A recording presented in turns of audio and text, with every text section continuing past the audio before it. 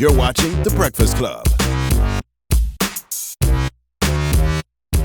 Morning, everybody. It's DJ Envy, Angela Yee, Charlamagne the God. We are The Breakfast Club. We got a special guest in the building. Yep. Jermaine Dupri. Round of applause for the good brother Jermaine Dupri. He is back with Janet Jackson. Oh, She's really? Why don't you pregnant. ask him first? She's Why don't you pregnant. ask him Oh, really? And he's here to announce it all. before you start assuming? Oh, really?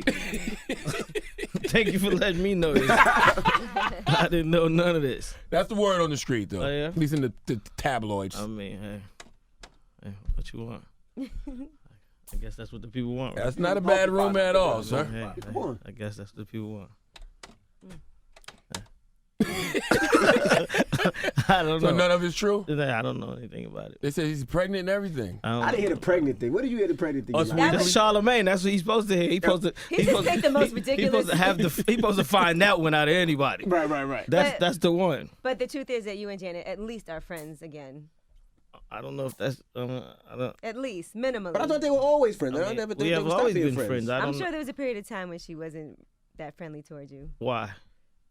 Because you After a allegedly breakup. cheated on her with a stripper. Nah, that's never been. Nah, not that I know. of. And then when you get married and stuff, you can't like keep in touch with your ex. I don't know.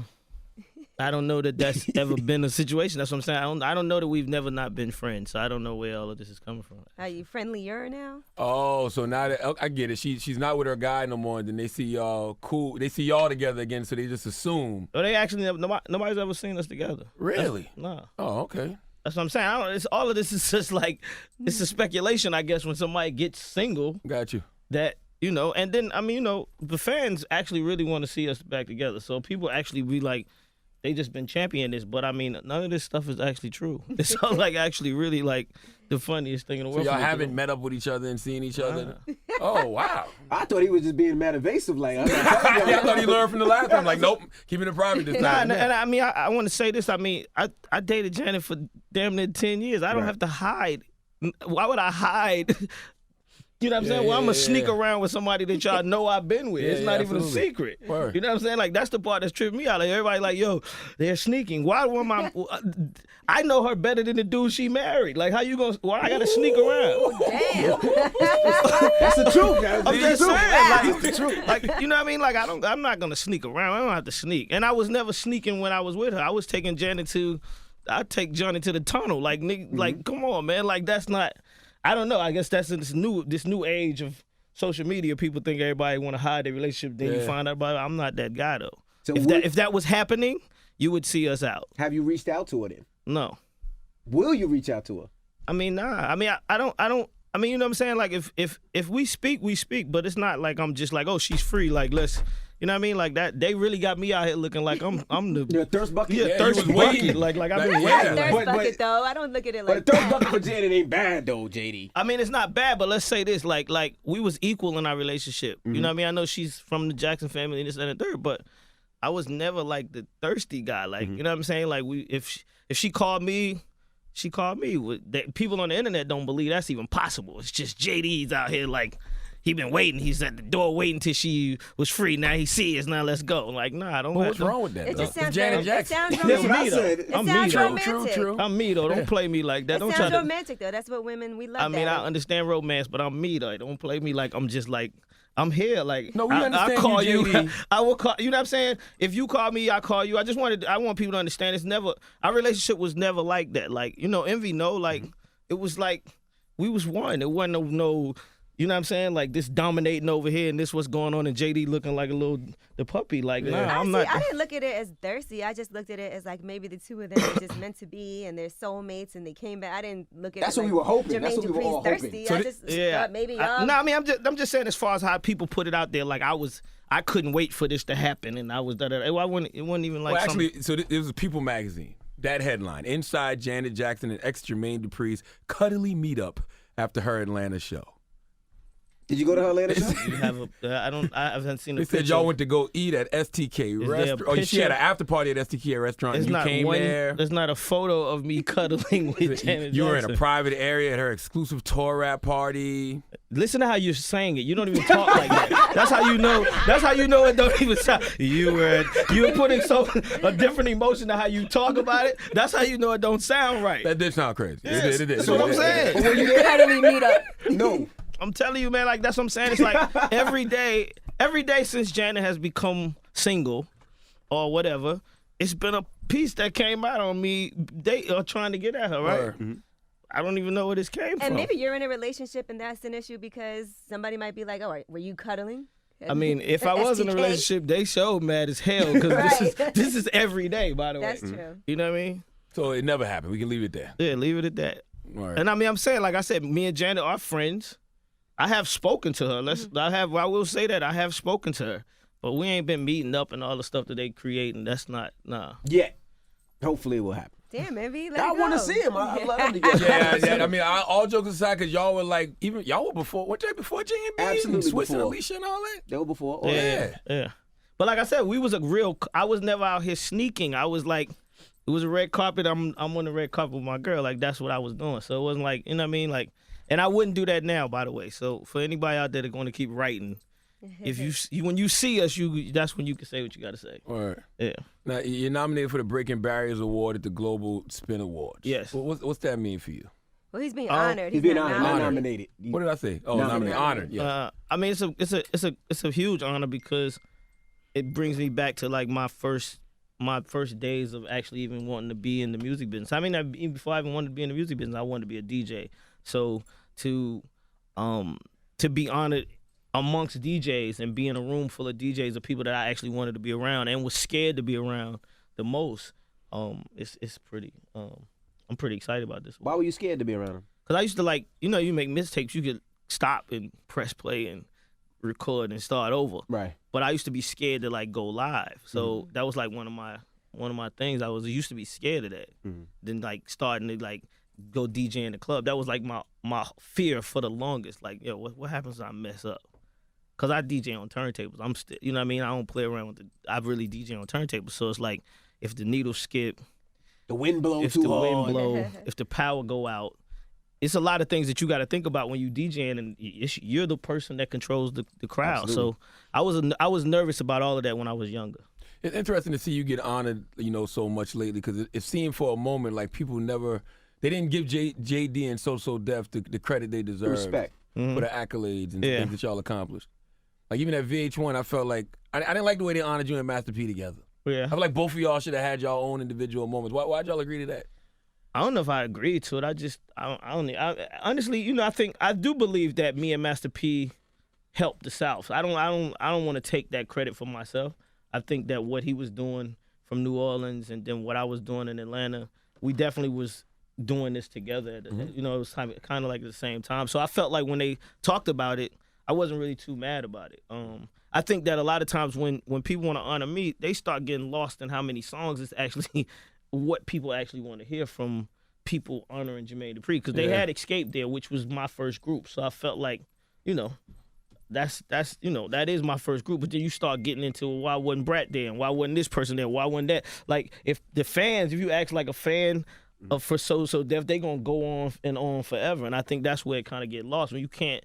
Because I'm not like the cookie cutter guy that's just like, here go 5 records, you can honor JD. It's like 10 other records over here that somebody else gonna want to hear. You know what I mean? So like, what's the honor I'm getting at the Trumpet Awards? Like I got Anthony Hamilton performing, Xscape. He said trumpet, not Trump Awards, the Trumpet Awards. The Trumpet Awards. I got and I'm getting honored again. So and it's just trying to figure out the performance. So I asked them, could the Youngbloods perform? And I guess the Trumpet Awards is like a gospel type award, and they was like, no, that they lyrical content don't work. So then it's like when you see that, you're gonna be like, well, why he ain't have such and such and such and such perform? Yeah. So it's just, I just think it's a lot of times I think that people just can't really define, like just put your finger on what you want to see from So Def and Jermaine Dupri. It's interesting you mentioned Xscape, because I was going to ask you a question that they say that nobody ever asked you. What's never that? bigged them up in interviews. Yeah, Was that a conscious thing? No, I never talked about Xscape in interviews because they broke up by the time, you know what I mean? Like, and I felt like it was like, I never understood why they broke up. You know what I'm saying? I never understood why they broke up. I never understood what the reason was, and I just felt like if they didn't want to talk about their own self. So what am I here talking about? You know what I mean? I want to talk about everything else. I would always love to talk about Xscape, but they just never wasn't really. They was really completely opposite of what they was doing. Like for the longest, people that watched T.I. and Tiny never even knew that she was even a group. You know what I'm saying? And then Candy, she got so much popularity from Housewives, it was the same thing. Like, people wasn't really ever connecting them to what the... I mean, if you're from a certain era, you from knew. a different era. Yeah. But I'm saying for the most part, you never heard them say nothing about it either. So it was just like, it wasn't really something that I was deliberately doing. It was just the fact that I was just caught up in what was happening. That's when you know you got a lot of hit records, when you can just conveniently forget Xscape. Xscape was popping. I didn't realize how big Xscape was, though. I'm going to be honest with you. I knew yes, it was you popping. did, because we had a whole conversation when they said they were going back on tour, and I was like, oh, that's exciting. I want to see Xscape. And he was like, who wants to see Xscape? I did, because I didn't realize how big they were. I didn't realize I mean, they were a popping. lot of people didn't. And I'm glad that they went on the tour. I'm glad that they did. I'm glad that I sparked that energy to make them even go out there and do that, because a lot of people on that other side of that fence that didn't realize how big that group is and how much they meant to the culture. Did it make it awkward when Tamika said that you and Candy was having sex? No. Was that part of the reason you... I'm a lifer, man. I'm a real life person, man. Yeah. Things Candy that wrote happen about in that my in her book, like too. the funniest part about the funniest part about being older and becoming, I guess, legendary, what people call you, is that people always try to make fun of things that happen in your life. You can't make fun about things this is my life. Right. I live the craziest life ever. Like, when I had to tell Wendy Williams this about Janet. Like, I dated Janet Jackson, nobody else. You can't say nothing crazy about it. You can ask me about it, but I'm the one who enjoyed all of that. You know what I'm saying? For 10 And the same thing with anybody that anybody said they heard I was with. You know, me and Candy, we did have a little thing, but that ain't what broke the group up. Now, hold on now, because the girl, first she said y'all did do something, and then she said she lied about it. So which, Tamika, whoever, whatever. I think what happened was that, I know Candy in her book discussed what happened, and she said you guys did have a relationship. And I could see how that could be somewhat weird for the other girls in the group, because they might feel like they're not getting treated equally, that Candy might have had more of an advantage because she had more of a direct line to you. I mean, it's just what people think. Yeah. And they said it was you and your daddy smashing Right, her. that's the lie. She said it was never his dad. That's where my hands. That's where I bow out. I don't know nothing about all that other stuff. So it was about Candy saying that they lied about her sleeping with Jermaine's dad. Not Jermaine. Okay. Gotcha. Yeah. I mean, the situation with me and Candy it was just something that happened. It wasn't like that. And I mean, you know, the thing that broke Xscape up, for just the clarity, is me writing the songs. Because when the group came to me, I never really paid attention to how the group was actually created from the scratch. I write the songs based on how I hear music, and I thought that Candy should sing the songs because that's just how that's how it felt to me. But Tasha was actually the leader of the group. So when you start giving people songs and you tell them they should sing, and you give a song to Angela, and he's the person who started it, he gonna be looking like, yo, I'm supposed to be and then singing. they probably thought y'all had a relationship. No. It wasn't. That was the first song. That's what. Okay. This was the very first song. This happened before anything. This was like this when they came to my house. I said, yo, this is the song I want y'all to sing. The song said Candy be the lead, right? And then Tasha had to fall back, and it's like her group. So from there, I never even paid no attention to what I was doing. I was already creating a friction by doing that. And that's a lot of times that happens when you write songs. You don't even really pay no attention to that. And people don't, I didn't pay too much attention to that. And I kept writing songs that leaded to, like, once Just Kicking It went #1, and I was like, oh, shit, Candy, you might need to sing another song. Right. And then the person's still looking like, nigga, this is my group. When I'm gonna get my lead. So, and then it started changing when I made Who Can I Run To, and Tasha sang the lead, and Candy wasn't on that song, right? So it was like, it just was the way the structure was. That group thing is so crazy when you do that type of stuff. And what about Tasha going solo? Was that your idea, or was that another label? I mean, I think she always wanted to go solo, but the whole truth of it was that I wasn't, like, pushing that to be something that would break the group up.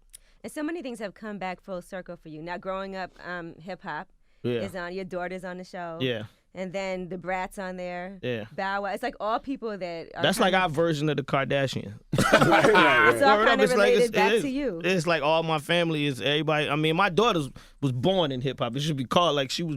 That's where she was born at. So, I mean, it's a realistic show. Did you watch your daughter on that show? Yeah. Opening up so much? Why? Because that's her life. I mean, I think that one of the things that I think, like what you asked me about getting respect, is that I'm a closed off guy. Like, I don't be giving y'all a whole bunch of information. I don't get mad at the internet or what somebody say something and then go crazy. I don't do none of that. So I think a lot of times in this day and era, you kind of get forgotten if you don't do that type of craziness. Yeah, you know what I'm saying? If right. you don't do that type of stuff and you don't do all of that crazy stuff, people do forget about you until you do. So I don't be doing all that. So when we got these opportunities to do these TV shows, I feel like this is it. You know what I mean? It's the TV show. Show your life. You know what I mean? My daughter's 19. She go to University of Miami. Her father's Jermaine Dupri. She grew up in hip hop. Like, tell them what's your life like? What's going on with it? Does she have a good relationship with Bow Wow? Like when you and Bow Wow said some things about you that's he wasn't paying me, so on and so forth. Does she get mad about that? Like I saw something last night when she was tweeting about it that she said something about the tweets, and it was kind of funny because it's the first time I ever seen my daughter say something like that. Like was she trying to like? What did she say? She said something about y'all in these tweets about my dad. Y'all gonna stop this or something? It was crazy. Her daddy. But she was like, and I never seen that. But I mean, like even like the stuff with me and Bow Wow is like, it's like Jay-Z and Kanye relationship. I don't know how. Probably closer. It's even crazier because it's not like Bow Wow is 100% everything that is happening now. He's always been that. He's the kid. He's always been the kid that is a part of everything that's going on in culture. So to say crazy stuff on the internet, the girls, all of that stuff is Bow Wow. I'm always the guy that's like, yo, calm down. No, yes, no, yes. So we gonna always have a, you know what I mean? It's gonna always be a situation where I think that he should do something and he don't think that he should do it. You know what I mean? Or whatever, vice versa. And I think that even with him talking about the tour was mostly about, once again, raising that awareness. Bow Wow is 100% aware that if he don't stay in people's face, they ain't gonna keep talking about it. So did you pay Bow Wow? So you said you didn't pay him. Yeah, he got paid. Oh. You know what I mean? I feel like, see, one of the things that tour was about the kids from the rap game, right? Which was all kids that don't have no records out, don't have a lot of material out here. I'm just out here trying to really do something that's never been done, as I always do, right? And I was also saying, like, when you sell tickets, it ain't, I mean, I'm trying to put y'all out here. So at the end of the day, you got to learn as an artist that people got to come see you. We ain't make a hell of a lot of money on the tour. You know what I'm saying? I'm not going to sit here and act like that. But it's also at the same time, it wasn't promoting Bow Wow. It wasn't promoting it was promoting these 9 kids that people watch from the rap game. And it's like everybody want to be in this business, but they don't want to be in the business. You know what I'm saying? They want to be in the business, but they don't want to understand the business. Right. So then they want to see somebody who they think got the money, and then it's like, well, what happened? If you start really breaking down the business, ain't no money. Ain't no money. You know what I mean? Wasn't no money to be made. We did what we had to do, but a lot of people don't be want to hear that when it come down to the real business of the situation. And then you have people like myself that'll go broke trying to just make people happy. You can't just make everybody happy and What you mean, just to keep like your name clean? Yeah, just to be, just to be clean. Like, it's business. It is what it is. Now, you said something interesting about Bow Wow. You said he does what he has to do to stay in the public eye. So is everything he does just trolling then? Because I'm like, Bow Wow got to be smarter than some of the things that he does. I mean, a lot of times, I want to say this, a lot of stuff that happens in today's world, Bow Wow don't think about, and then people troll him. Like I seen the situation with him partying at the studio, right? I got a crib in the studio. Everybody knows Bow Wow stays at my studio. I mean, if you know Bow Wow, that's where he's always at. That's where everybody's at, right? So him saying that is like his crib. That's his crib. I understood that one. You understand what I'm saying? It is like his crib. I'm not there. I was out doing what I'm doing. I do have a club in my studio, full bar, blah, blah, blah, blah, blah. So if you want to have a party, go ahead, have a party, do what you got to do. But the fact that people looked at it like, yo, you lying. It's because of the Bow Wow challenge. Yeah, Right, that's what I'm 'cause of the saying. Bow It's Wow just like challenge, he's just in a space where people keep challenging him. No, you know he's what I in mean? a space where people think he be lying. Which that's what I'm saying. Yeah. Like, even like the Death Row thing. Did you see the Death Row thing? Yes. Okay, Bow Wow. Just so I can clear this up to everybody listening. Bow Wow was signed to Death Row when he was 5 years old. Everybody. Well, I'm not saying No, everybody. no, If you're a certain everybody age, you don't know that. this. Yeah, A lot of yeah, people yeah, know That's yeah. what I'm saying. So when he put his picture in that picture, people thought he was out here trying to be like, you just want to be a part of it. Yeah. He probably was mad that he was left off, but he was really signed to Death Row at 5 years old. Like, that's what I'm saying. It's like, I remember Bow Wow rapping on Arsenio Hall with Snoop Dogg. That's I what- remember that. Yeah. Like watching the little boy come out there and rap. that's what I'm saying. It's like, it's just he just is in a position where I think people want, he's young. he's a small guy, by the way. The smaller people in the world get picked on a little bit different than a lot of people. And you know, they just say things because a lot of these kids don't know, man. Now, It was the private jet thing, and when he got chased out the mall. Like, come on, Bow Wow. Now that the mall thing, nobody, right? come on, nobody chasing you out the mall. Listen. Let me say this. When we was on tour, right? Bow Wow posted these kids, and we was in South Carolina. Matter of fact, we couldn't get out the arena. We couldn't get out. It was a kids tour. These kids watched the rap game. We could not get out the arena. Bow Wow chose to run around the back and get to the bus himself. They filmed this, and he got chased. Oh, he was getting okay. chased. Gotcha. This is real. And people took it and said, Bow Wow, nobody's chasing you. Like, this shit is for real, man. It's it did look like he said 1, 2, 3, go. And yeah, he took off. nah, I'm telling you, it's real. I mean, I think that's, like I said, that's why I did the TV show, because I think a lot of this stuff people don't see. You know what I mean? I used to do my blog all the time, living a life, to try to keep people focused on this, but I stopped. So we got the TV show, so you can see exactly what the hell's going on. Now, where does Bow Wow go from here? Does he continue? Does he rap again? Does he just say, you know what, I'm gonna go back to acting? Does he stay an executive producer? Because he's in a weird position. We've seen Bow Wow so long. It seems like he's 35, 40, but Bow Wow's still a young kid. Yeah, I mean, Bow Wow continues to keep doing. He's rapping. You know, it's really. I don't like to be the guy that has to be like the person that's like the pom-pom guy. But you got to do it for Bow Wow. That's like your son. I mean, but I shouldn't, because it's a lot of other people. Like, you know, what's crazy is that Bow Wow got more #1 records than Drake. #1s, real #1 records. You know what I'm saying? Like, and when we talk about stats and we talk about rap and we talk about this, people don't even want to hear that. You know what I'm saying? People want to put him in a different box. So when you got that, you're an artist that's got #1 records. You got a whole bunch of hood movies that people love and people continue to keep watching. Just he got a bunch of stats that continues to stack up that make him. He should continue to keep doing what he got to do. He just got to pay attention to that and focus on that stuff more than the other stuff that be going on. How does his new project sound? Huh? How does his new project sound so far? I think it's good. I think it's really good. I think it's young, dumb, and stupid, like all the other young, dumb, stupid records that's out here. And I mean that's the era we in, right? And if he wasn't doing that, then I don't think it would be where it's supposed to be at. It's a generational thing too, though, because like I was talking to my homegirl Ivy, she like 25, and you forget that those kids who was at that Scream tour, they got an emotional attachment to Bow Wow. 100%. Like the way we feel about Hove and them, that's how she feel about 100%. Bow Wow. She was damn near about to take my head off. Yeah, 100%. I'm like, anybody listen and to Bow even Wow? that conversation, that's a conversation that older people don't even want to hear about. If you say that a 25-year-old kid has an emotional attachment to Bow Wow, they'll try to kill you.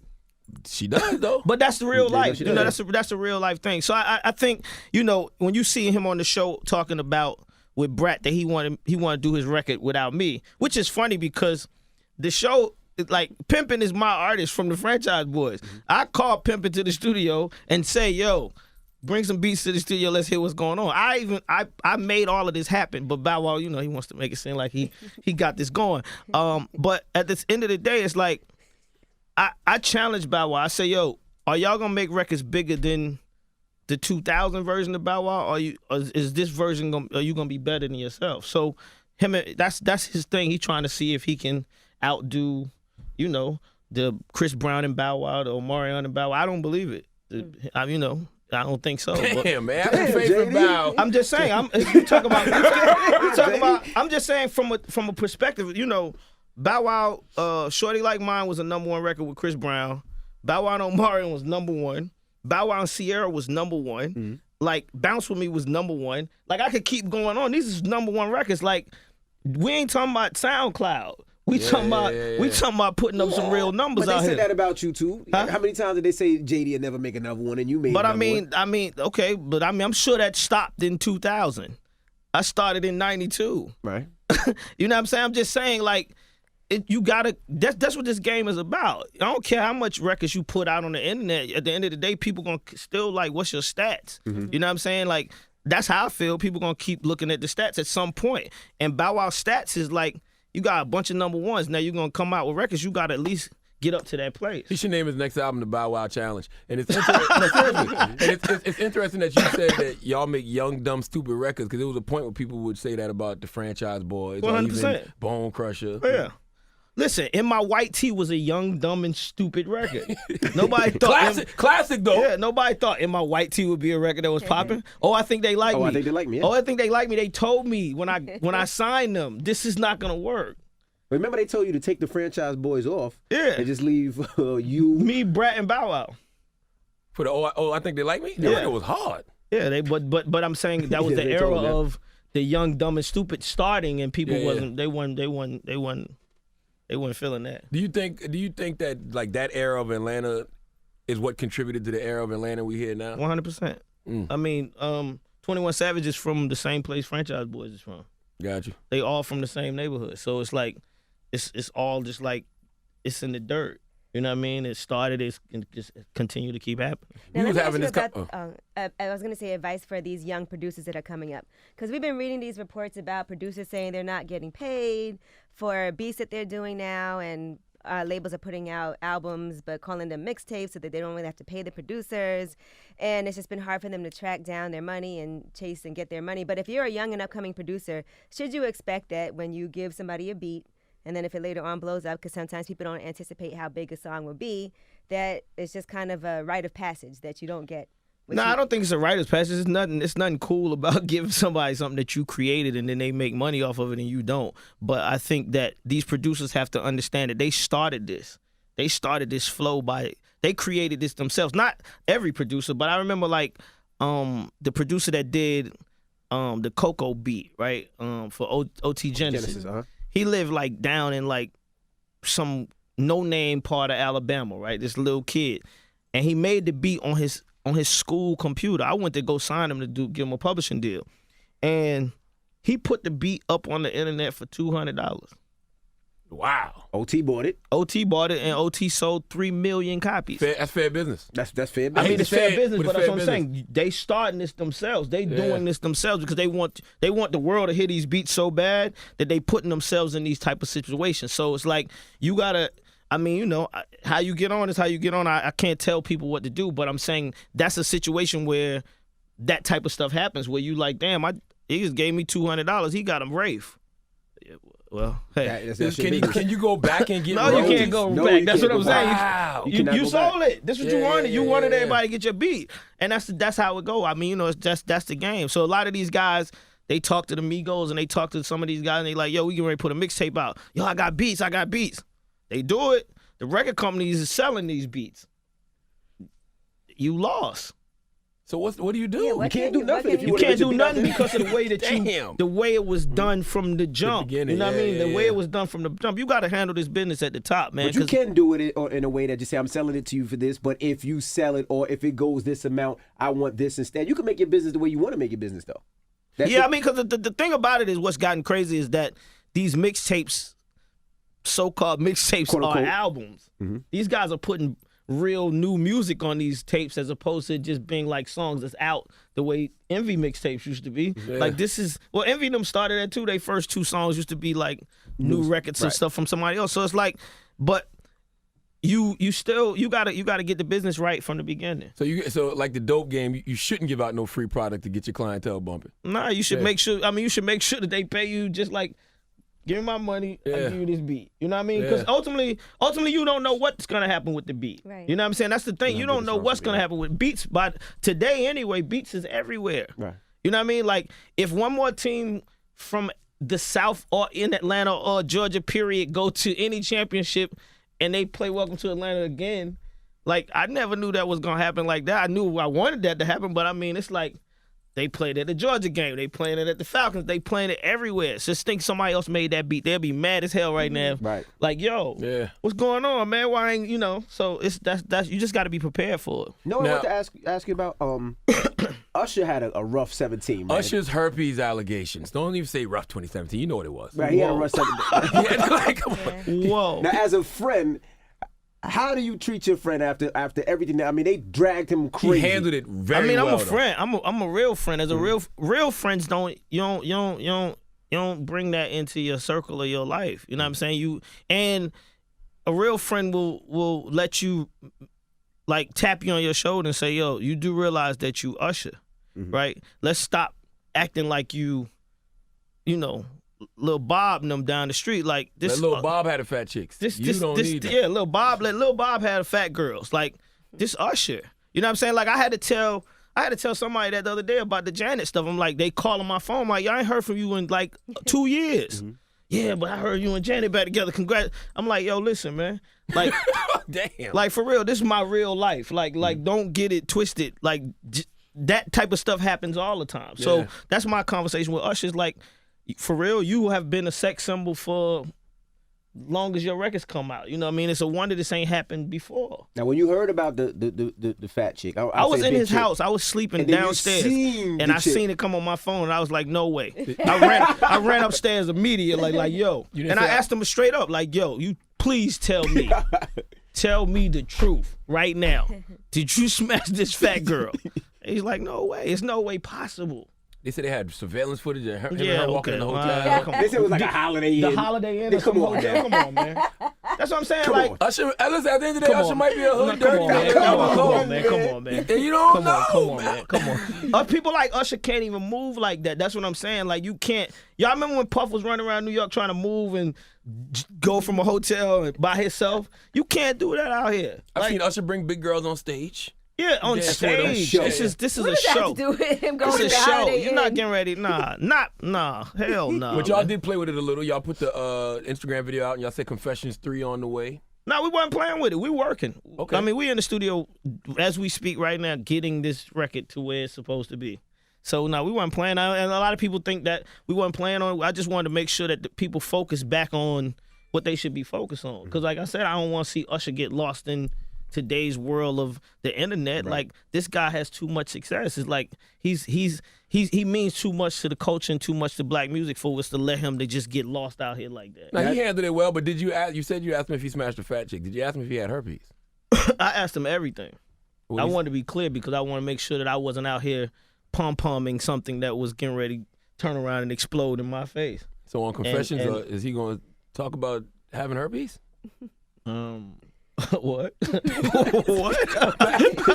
What? So does he have herpes? I guess. No. Have you seen the case? What happened with the girl? Like that shit just went away. Yeah. How does it just go away? Yeah. Did she get donkey today? Please tell me. Absolutely. Okay, yeah, thank she you. did get dunked. Okay, because I'm now, like, does he have a good sense of humor, Usher? Because I mean, if not, he gonna be mad at a lot of people. If he had a good sense of because everybody humor, joked him. he could do a Let It Burn. I mean, that's another conversation. Oh my God! See, I never hear her go like that. That's crazy. That's crazy. I never hear you go like that. I think that. I mean, he definitely has a sense of humor and understands that we live in a world that's how it go. Right. You know what I mean? Like we was just having a conversation about, and I hope nobody get mad at me about this, but we was just having a conversation about the coolest monkey in the jungle T-shirt, right? Mm-hmm. And I was just explaining him to me. I feel like us as black people, we are a little bit more shoulder racist than anybody, and we have a reason to be. What you mean? But like things that's said today in today's world, we change every way that we talk now based on hip hop mindset, right? Mm-hmm. Like when you watching sports and somebody say, "Yo, he went long and he caught the ball." That's not a pause. In this room, sometimes it is. But that's what I'm saying. We talking about sports. Right. You understand what I'm saying? We're not talking about hip hop. We're not talking about that's sports. You know what I mean? And we have gotten to a point where we don't even pay attention to that, right? So I don't know what. I'm not here to defend the H&M thing, but I'm just saying in the jungle, to say the coolest monkey in the jungle. Yeah, but monkey is a racial slur that's been used towards black people forever. Yeah, it is. But I'm just saying, you can miss that if you making something. If you just, I see what you know what I'm saying. You can easily if that's miss not that. your intent, you could. Yeah, if you can easily miss that and we take it and run away with it, right? Because I saw the little boy mom act like she wasn't even tripping. Yeah, she wasn't tripping. Yeah, but that's because we don't know how high rent is in the jungle. So she might have needed that check. But also, where are they from? The UK, I think. I don't know where they from. I don't think it matters. I just say we was having this like these are the type of conversation me and Usher have just to like we have really really really heavy conversations about this new album and where it's going. So I could just tell you it's just gonna be the album's gonna be heavy. It's gonna make you be like, oh shit. Now he handled it very well. Now I was having this conversation with B-Dot the other day from Rap Radar. Who do you think moved the culture of Atlanta hip-hop forward more? You or Outkast?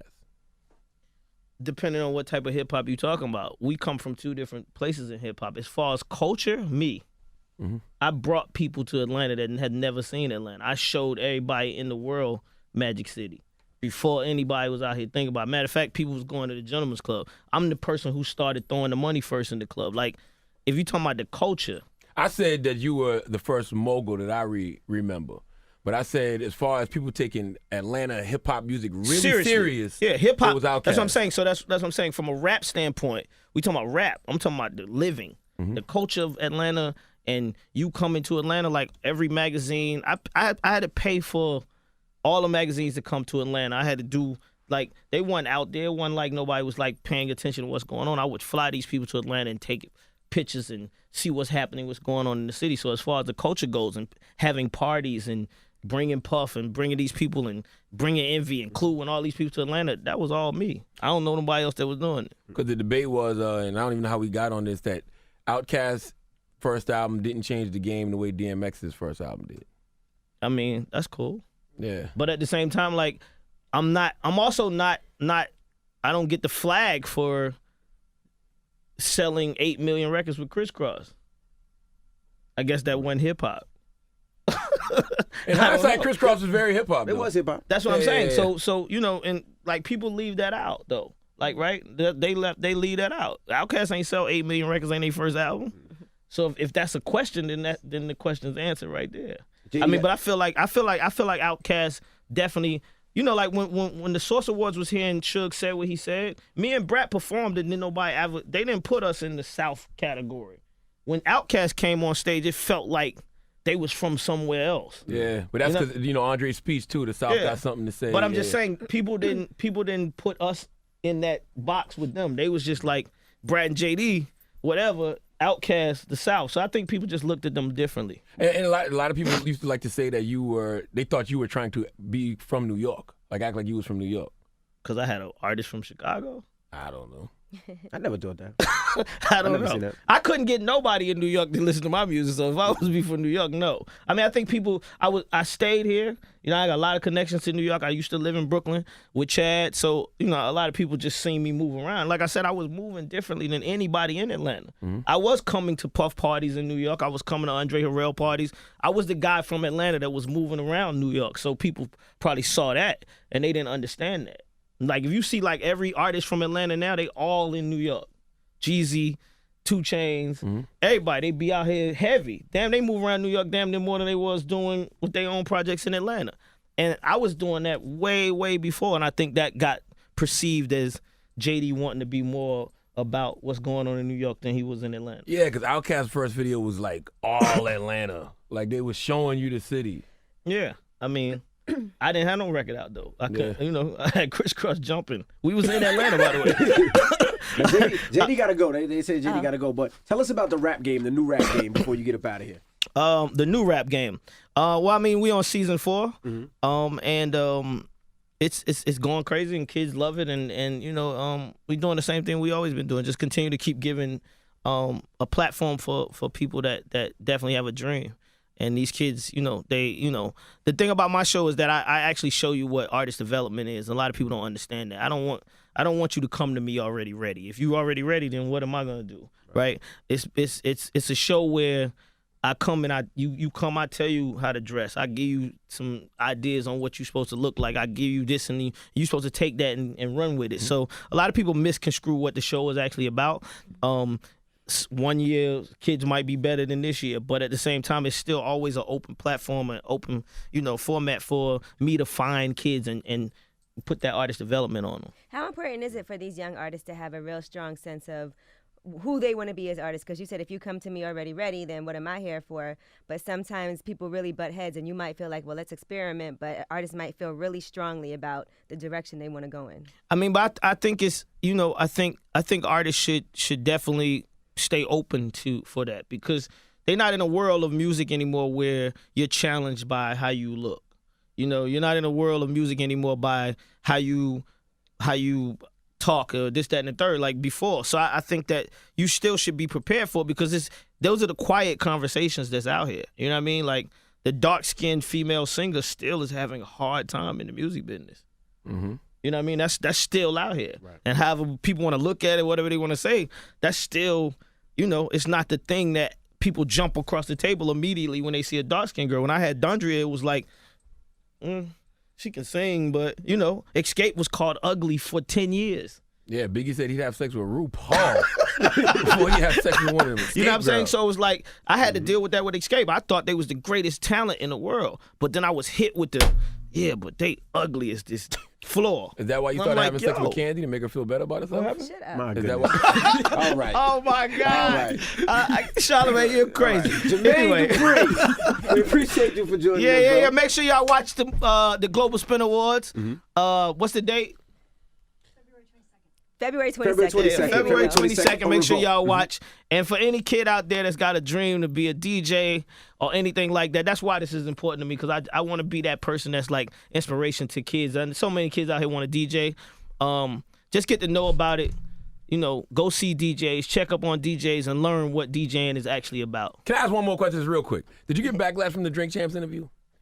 Because you was talking, it was a great interview, but you was telling like a lot of things that I never knew, especially about Bad Boy, like Biggie pulling out the gun on Kim. And I mean, because see, people that know me, they know this shit is real. Got you. Like if you know, like that's what I'm saying, if you done been around JD and Puff for 20 years, I'm not telling you nothing that's a lie. I'm telling you the actual truth. Diddy and Shook squaring up in the street and somebody getting killed. Yeah, 100%. Yeah. Like I said, when people ask you where the hip hop, all of this stuff was happening in Atlanta with no cameras. You know what I mean? So I like that show because I got a lot of stories that I don't get it. They just in me. So Diddy ain't say nothing like, yo, you ain't had to What say. he gonna say? He probably was like, yo, you ain't got to say all that, Daddy. I mean, listen. Why is it daddy, though? I'm not saying it, and I'm not trying to make it seem like I'm snitching. I was just giving people. I think for hip hop, we need this. I mean, hip hop is. I love it. Hip hop is in a place where people don't really respect the art of hip hop anymore the way it used to be, and you don't see a lot of things that actually show you the art of where it used to be. You know what I mean? Like I seen Big Daddy Kane was on there, I guess today or something like that tomorrow, and I don't even think people even they don't even want to hear about it. And Big Daddy Kane was like my favorite rapper at one particular point in time. So I just think that it's important that we make sure that this stuff is out here so people know what's going on. Absolutely. All right. Well, there you have it. It's Jermaine Dupri. Yep. It's the Breakfast Club. Good morning.